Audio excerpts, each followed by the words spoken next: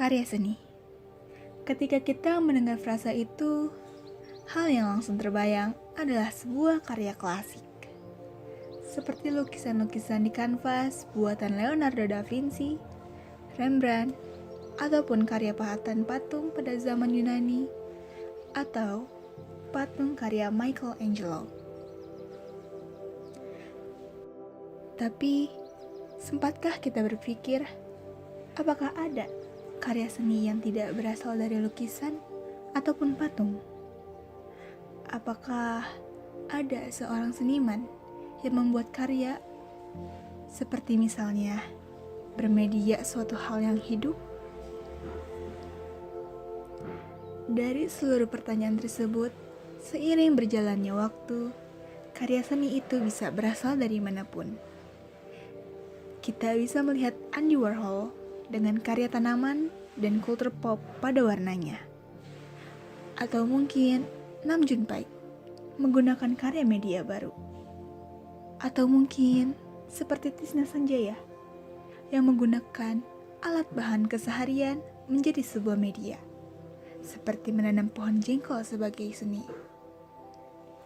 Termasuk Syaiful Aulia Garibaldi, seniman yang menggunakan komposisi makhluk hidup sebagai sebuah karya seni. Syaiful Garibaldi sendiri, atau biasa dikenal sebagai Tepu, menggunakan makhluk-makhluk dekomposer seperti jamur atau fungi, mikroorganisme, bakteri, dan juga cacing.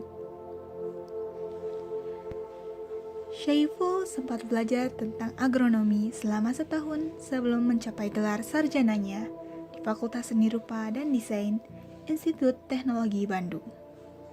Dalam prodi seni rupa jurusan seni grafis. Dan sekarang akan melanjutkan gelar magister di Jakarta tentang ilmu lingkungan. Hal yang membuat Syaiful tertarik untuk membuat karya mikroorganisme adalah inspirasi dari banyak hal, baik dari bacaan, hal yang dilihat, lingkungan sekitar, dan lain semacamnya. Faktor lain juga karena Syaiful yang berasal dari Jakarta lalu pindah ke Bandung Utara. Beliau selalu berkunjung ke Tahura karena hutan-hutan kota jarang ditemui sewaktu Syaiful masih muda sampai beliau memasuki bangku sekolah menengah atas. Sehingga ketika pindah ke Bandung, Syaiful banyak melakukan outdoor activity dan selebihnya beliau dapatkan dari referensi sumber lain. Dari sanalah Syaiful mendedikasikan dirinya untuk berkarya dengan mikroorganisme, termasuk jamur. Karya-karya awal Syaiful saat masih menjadi mahasiswa banyak mengambil dari mikroskop, dan pengaplikasiannya masih memakai medium tradisional, seperti antara drawing atau etching cukilan, sesuai dengan kuliahnya ketika beliau masih belajar di studio grafis. Dan ketika lulus kuliah, barulah Syaiful memakai medium yang bukan konvensi.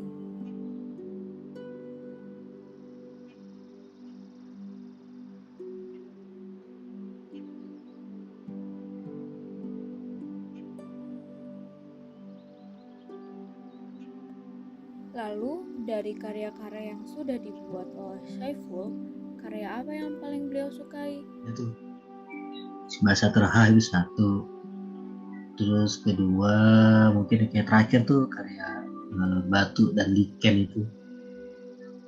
Jadi saya cuma menaruh batu yang ada lichennya gitu. Ada si jamur keraknya di sana itu. Kayaknya juga lumayan mungkin ya lumayan ikonik gitu orang-orang melihat. Salah satu karya-karya terbaik Syaiful yang disukai adalah batu yang mempunyai lichen. Hal ini menarik perhatian Syaiful karena beliau membiarkan batu itu. Ternyata dari batu berkarak lichen itu muncullah jamur. Selain batu yang mempunyai lichen dengan jamur yang tumbuh, salah satu karya terbaik Syaiful adalah ini. Apakah di daerah kalian mempunyai bahasa khas yang mungkin orang lain tidak mengerti? Sebuah bahasa rahasia yang hanya dimengerti oleh kolonimu sendiri? Itulah yang orang-orang pikirkan terhadap kamus terha. Namun, bahasa terha bukan seperti itu. terha benar-benar bahasa buatan yang dibuat dari awal kata yang tidak ada artinya, diberi arti satu persatu hingga menjadi 28 kata dan akhirnya menjadi sebuah kamus yang diberi judul Kamus Terha. Proses pembuatan karya ini sangat menarik. Terinspirasi dari Melanie yang dikenal sebagai ibunya seniman Indonesia. Ketika itu, beliau membuat proyek tentang pengarsipan. Lalu direspon oleh Syaiful pada salah satu arsipnya mengenai surat pertamanya ke Etang Wiharso kala itu. Sekarang, Melanie dan Etang Wiharso sudah terbilang sangat akrab. Kala dulu, di tahun 90, Melanie dan Etang biasa melakukan kegiatan saling mengirim surat. Lalu dengan respon yang Syaiful tangkap, Syaiful meminta Melanie dan Etang Wiharso untuk membaca kembali dengan bahasa terha yang sudah ditranslate oleh dirinya sendiri. Video yang berdurasi 1,5 menit dan membahas tentang pembacaan surat-surat yang ditulis oleh 2 orang seniman. Yuk kita simak seperti apa videonya. Yang mekar kota me pokok kurban, lalu maruku kurla, arme elo paya, perculu maruku Melani, kinoba, Etang Wiharso. Sukloir Etang Wiharso, luar ceka buah tahem, parbiru kerli lemhan hunes, buyah jaho ceso, korsek olah bar klepo pakrong, perang puk mai poksor, perang puk, kargo Melanie Setiawan. Sangat menarik bukan? Selain karya kamus terha yang terbuat langsung buku cetak, ada juga karya Syaiful tentang terha yang menjadi instalasi.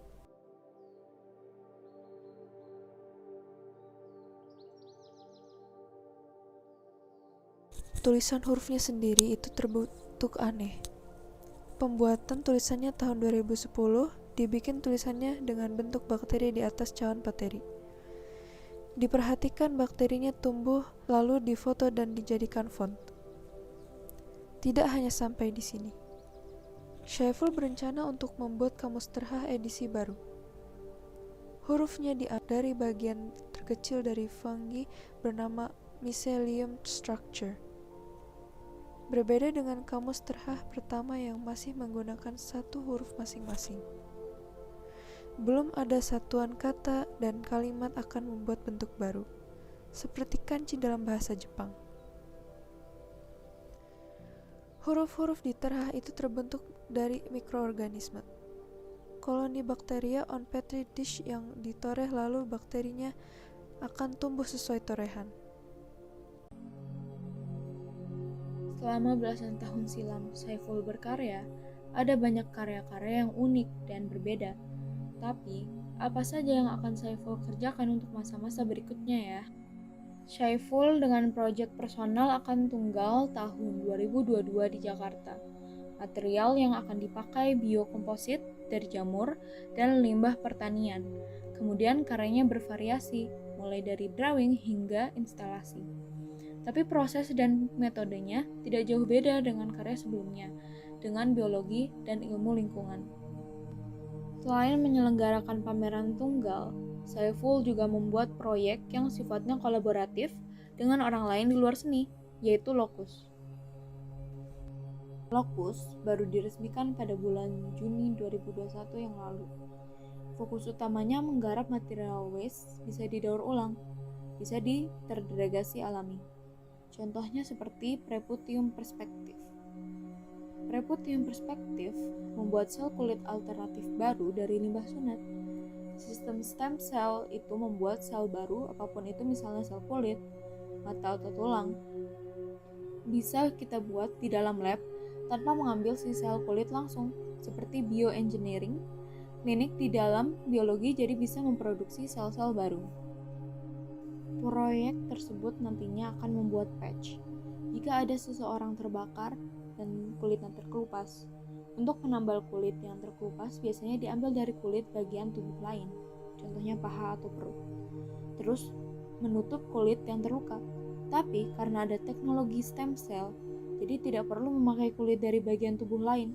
Itulah yang membuat konsep pada karya tersebut nanti ke depannya. Harapan Syaiful pada karya-karyanya. Setiap seniman membuat karya pasti mempunyai tujuan, apapun tujuannya itu. Mau itu tentang kritik sosial, mengekspresikan diri, ataupun membuat karya hanya sebagai kesenangan dan hobi. Syaiful juga dengan karya-karya hebatnya mempunyai tujuan tersendiri. Seperti apa yang ingin ia sampaikan kepada para penikmat seni saat melihat karyanya.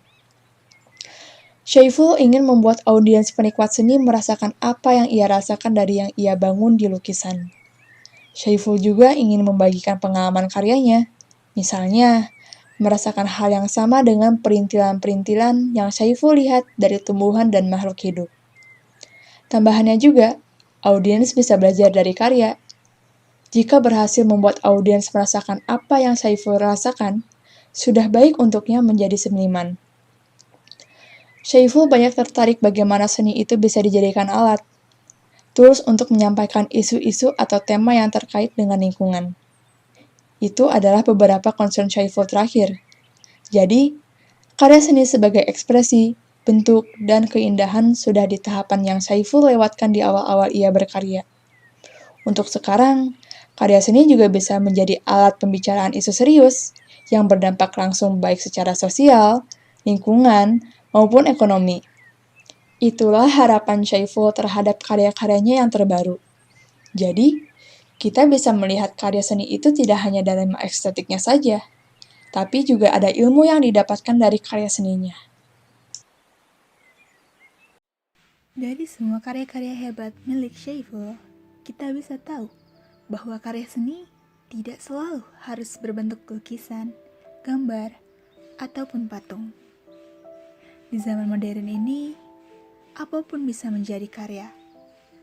Mau itu dari benda bekas hingga makhluk hidup.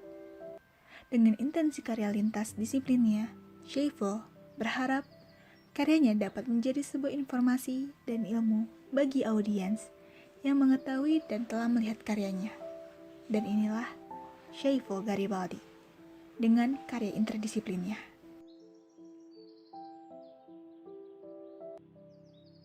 Kami sampaikan rasa terima kasih kami kepada kalian yang sudah menonton video esai kami. Terima kasih pula kepada Kak Syaiful yang sedang dengan senang hati membagikan ilmunya terhadap kami melewati karya-karya hebat yang telah beliau buat. Terima kasih juga kepada Pak Rikrik dan Pak Patriot yang sudah membimbing kami mengenal media-media seni pada semester ini. Terima kasih kepada seluruh masyarakat Fakultas Seni Rupa dan Desain ITB, juga FASA dan KMSR ITB, atas segala referensi yang telah diberikan. Dan terakhir, terima kasih kepada teman-teman Angkatan 20 yang sudah berjuang bersama melewati masa online. Teruslah semangat belajar untuk mendapat ilmu baru. Terima kasih.